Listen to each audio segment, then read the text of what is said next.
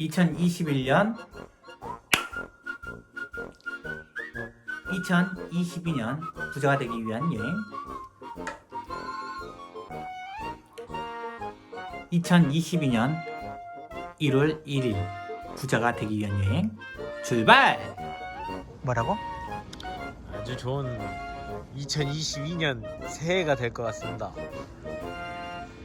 열심히 일은 했는데 돈은 없고 형, 재고만 많고 형 말이야? 이런 거는 2022년 1월 1일 저는 복주머니를 주었습니다. 한번 열어보겠습니다.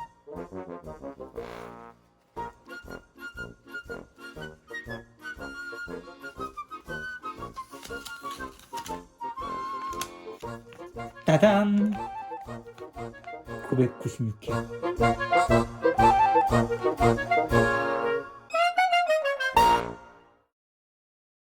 (2021년을) 돌아보면서 많은 생각을 했던 것 같아요. 지금 벌써 제 나이도 40이 됐고 제가 일을 한 지는 벌써 15년이 되어 갑니다. 25살부터 일을 해서 지금까지 일을 쉬어보지 않고 열심히 달려왔던 것 같아요. 열심히는 달렸는데 뭔가 뒤처진다는 느낌들이 많이 있었던 한 해가 아니었는가 생각이 됩니다. 작년 2021년 부동산, 주식, 코인 등을 통해서 돈을 벌어서 벼락 부자가 된 사람도 있었고 또 한편으로는 벼락 거지가 된 사람들도 많이 있었던 것 같습니다. 주식으로 두세 배, 그리고 코인으로 뭐 몇 배요? 엄청 벌었다는 소식도 들어오고, 그리고 이제 제 친구들 중에는 다주택자가 된 사람들도 있다는 얘기들이 들려왔어요. 너무 부러웠죠. 저도 작년을 생각을 해보면 시드가 크진 않았지만 2021년 1월부터 5월까지 주식으로 2배 정도 수익을 냈었습니다. 그래도 꽤 괜찮은 수익이었죠. 그러다가 맞다. 2021년 5월 달에 가장 인기 있는 코인이 있었어요. 여러분도 잘 알고 계시겠지만 도지코인이라고. 도지코인이 제가 그때 95원일 때 샀죠. 95원일 때 사가지고 거의 잠을 자고 일어나니까 2배, 또 잠을 자고 일어나니까 또 2배. 그래서 거의 한 5배? 5배가 한 달 사이에 그렇게 되는 거예요. 근데 어떻게 됐겠습니까? 쭉쭉쭉쭉쭉 올라갔다가 이게 좀 떨어지네? 다시 올라가네? 떨어지네? 다시 원점으로. 도지코인으로 번 것은 눈으로만 보고 하나도 수익을 얻지 못했다. 2022년 1월 1일 다시 꿈을 꿉니다. 부자가 될 수 있을까? 이 정도 나이가 되니까 이미 다주택자가 되고 또 코인으로 많이 벌고 또 이제 사업으로 성공을 해서 이 저만치 앞서가는 친구들이 있어요. 한편으로는 부럽기도 하고 질투도 납니다. 그러나 지금은 그런 생각들은 잠시 접어두고 다시 시작해야 할 때, 항상 길을 잃었을 땐 책 속에서 길을 찾곤 하는데요. 부자가 되기 위한 여행은 이 책으로부터 시작을 합니다. 제 인생에서 가장 많이 읽었던 시리즈가 부자 아빠 가난 아빠 로버트 기요사키가 썼던 책인데요. 그 책 중에서 제가 가장 좋아하는 책은 5번 부자 아빠의 젊어서 은퇴하기란 책입니다. 321페이지에 이런 내용이 나와 있어요. 되돌아올 수 없는 여행을 떠나자. 이 부자 아빠 가난 아빠의 이 로버트 기요사키의 친구인 마이크의 아버지가 이 부자 아빠라고 일컬어지는 사람인데요. 그 부자 아빠가 로버트 기요사키에게 이런 얘기를 합니다. 너는 돈이 없어도 부자가 되는 무위험의 세상이 있으면 너는 어떻게 하겠느냐? 라는 그런 질문을 해요. 뜬금없죠. 로버트 기요사키가 한 20대 후반 정도 됐을 때의 일입니다. 다시 질문을 들어볼까요? 돈이 없어도 부자가 되는 무위험의 세상이 있다면 너는 어떻게 하겠느냐?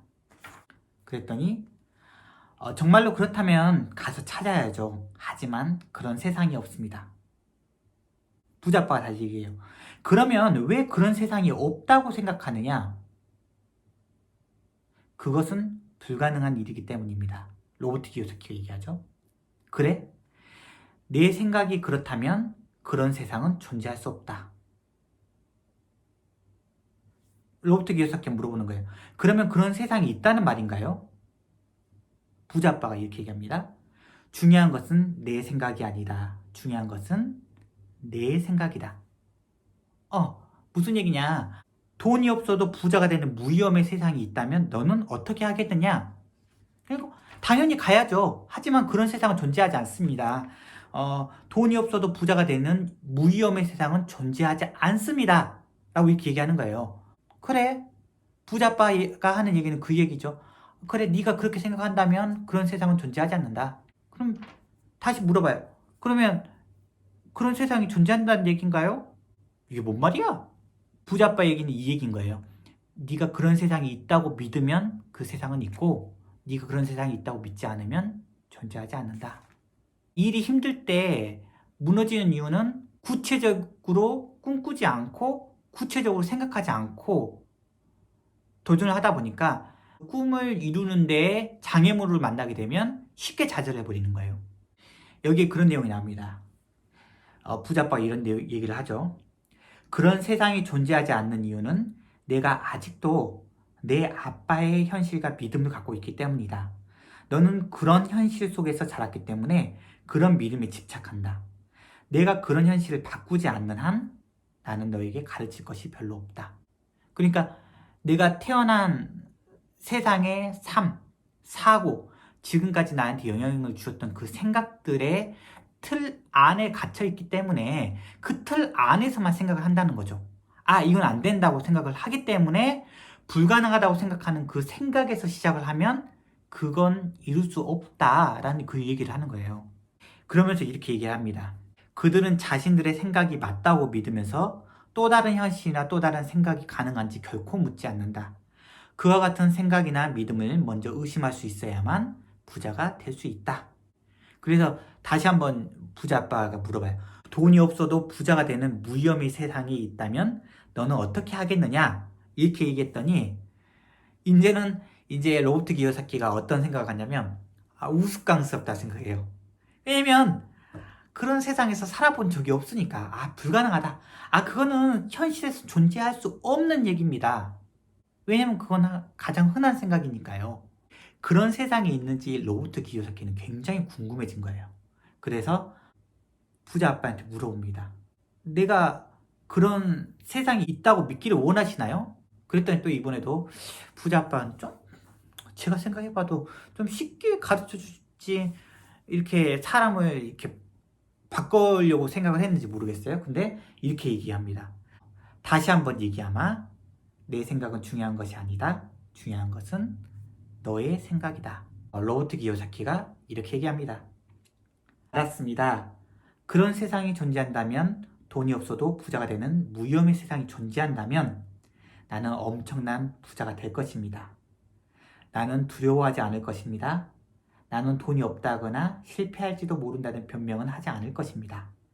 나는 무한한 풍요의 세상, 무엇이든 원하는 것을 가질 수 있는 세상에서 살 것입니다. 나는 전혀 다른 세상, 내가 자란 세상과는 아주 다른 세상에서 살 것입니다.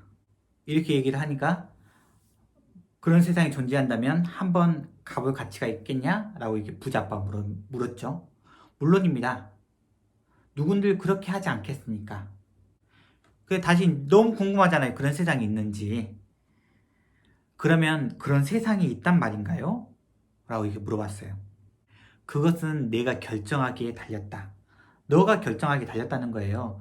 너는 어떤 세상이 존재하는지 결정할 수 있다. 이거 굉장히 뼈를 때리는 말 아니에요? 그러니까 그런 세상이 있다라고 결정하는 것은 다른 사람이 아니라 나 자신이라는 거예요. 내가 그 세상이 있다고 믿으면 있는 거고 없다고 믿으면 없다. 그러니까 다시 뭔 얘기죠? 돈이 없어도 부자가 되는 무위험의 세상이 있다면 어떻게 하겠느냐? 그러니까 돈이 없어도 부자가 되는 무위험의 세상이 있다고 믿으면 있는 거고, 없다고 생각하면 없는 거죠. 그래서 저도 있다고 믿기로 결정을 했습니다. 부자 아빠가 로버트 기요사키에게 이렇게 얘기하는 거예요. 너 내가 옛날에 앨리스 얘기 해줬던 거 기억나? 거울나라 앨리스 얘기 해준 거 기억나? 라고 얘기를 하면서 자기 자신이 이랬다는 거죠. 몇 년 전에 나는 그 거울 속으로 들어갔다. 너도 그런 세상이 있다고 믿는다면 그 거울 속으로 들어갈 수 있다. 하지만 먼저 그런 세상의 존재 가능성을 믿어야 된다. 그것을 믿지 않으면 너는 거울을 볼 뿐이고 거울의 이쪽 편에서 머물면서 너를 보는 너를 볼 뿐이다. 이게 뭔 말이에요 도대체. 뭐 뚱딴지 같은 얘기인지 모르겠는데, 그러니까 이런 얘기죠. 거울나라 앨리스, 그러니까 앨리스가 거울을 통해서 들어간단 말이에요. 다른 세상으로. 거울 안에 있는 세상에서는 책이 거꾸로 돼 있어요. 왜냐면 거울은 데칼코마니 같이 다른 모양으로 반대로 움직이잖아요. 내가 오른손을 올리면 왼손이 올라가고 왼손을 올리면 오른손이 올라가는 그런 세상이니까, 그래서 거울 속으로는 도저히 들어갈 수 없는 세상인데 내가 거울 속으로 들어갈 수 없다라고 믿으면 그냥 거울 이쪽 편에 서서 거울 안쪽에 보이는 내 모습, 그 모습을 볼 것이고, 만약에 거울 속으로 들어갈 수 있다고 믿으면 거울나라 앨리스처럼 거울 안으로 들어갈 수 있다는 거죠. 근데 그 거울 안은 다른 세상이 존재한다. 그러니까 내가 거울 안으로 들어갈 수 있다고 믿으면 들어갈 수 있는 거고, 거울 안에는 들어갈 수 없다고 믿으면 그건 없는 거고. 이해되시죠? 그 얘기를 듣고 나서 로버트 기요사키가 여행을 시작한 거죠. 그래, 내가 네 현실을 바꾸기 위해서 여행을 시작하자. 나에게 확대된 현실이 필요하다. 나의 둥지를 떠나야겠다. 그러니까 안락함을 주는 이 현재, 어제까지 2021년 12월 31일까지 나에게 안락함을 주었던 이 어제와의 결별을 의미하는 거고, 그리고 내가 이제까지 만족감을 주었던 현재에 머물러 있어서는 더 이상 나의 현실은 바꿔지지 않는다. 내가 어제와 결별을 선언하고 이제 나는 내 현실을 확대할 수 있는 그러한 여행을 떠나야 된다.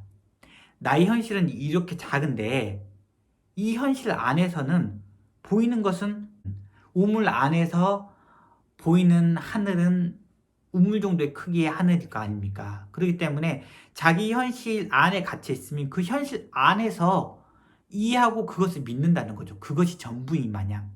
근데 내가 그것이 전부가 아니라 나는 돈이 없어도 부자가 될 수 있는 무위험의 세상을 꿈꾼다 라고 생각하는 그 현실로 들어가고자 한다면 나의 현실의 영역을 확대시켜야 되는 거죠. 현실을 확대시켜서 현실을 가능성이라는 영역으로 밀어붙이고, 그래서 내 현실이 가능성이란 영역으로 계속해서 확대되면 그 가능성이 현실이 돼 있고, 그래서 계속해서 나의 현실을 확대시킨다 라는 그런 말인 겁니다. 로버트 기요사키가 또 이런 얘기를 했어요. 나는 거울 속을 보는데 지쳤고 내가 본 것을 좋아하지 않았습니다. 일단 결정을 내린 후에 우리는 거울 속으로 들어가는 여행을 시작했습니다. 여행을 떠난 후 우리는 용감하고 겸손하고 공부하고 계속해서 배우고 교훈들을 배우고 무엇보다 우리 현실을 계속해서 확대시켜야 함을 알았습니다. 그래서 저도 2022년은 저희 현실을 확대하는 해로 삼아보기로 마음을 먹었습니다. 이제는 사랑하는 아내도 있고 또 우리 뱃속에 있는 딴딴이 또 태어날 예정인데, 우리가 함께 이 여정이 끝난 이후에 즐거운 모습으로 참 재미있는 여행이었다 라고 얘기할 수 있는 그 얘기를 해봤으면 좋겠습니다. 여러분, 안녕.